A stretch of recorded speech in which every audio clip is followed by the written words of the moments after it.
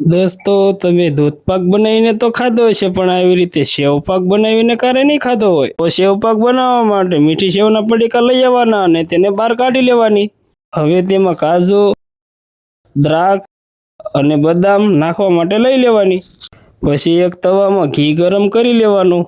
ઘી ગરમ થઈ જાય એટલે કાપેલી બદામ, કાજુના ટુકડા અને થોડીક દ્રાક્ષ લઈને એને તળી લેવાની. તળાઈ જાય પછી એને બહાર કાઢી લેવાની. હવે ફરીથી થોડુંક ઘી એડ કરીને એને ગરમ કરી લેવાનું. ઘી ગરમ થઈ જાય એટલે આપણે એમાં સેવ એડ કરી દેવાની અને સરખી રીતે શેડવી લેવાની. સેવ બરોબર સડી જાય એટલે એમાં થોડુંક દૂધ એડ કરી દેવાનું. હવે બંનેને બરાબર ઉકાળી લેવાનું ને આવી રીતે પાક તૈયાર કરી લેવાનો. એક ઉફાળો આવી જાય એટલે એમાં શેડવેલી કાજુ બદામ ને દ્રાક્ષ નાખી દેવાની.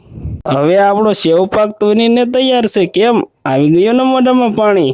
આવો સેવ પાક બનાવીને એકવાર તો જરૂર ખાજો. મારો વિડીયો પસંદ આવ્યો હોય તો એક લાઈક કરીને ફોલો કરી લેજો. બાકી હસતા રહો અને ખુશ રહો.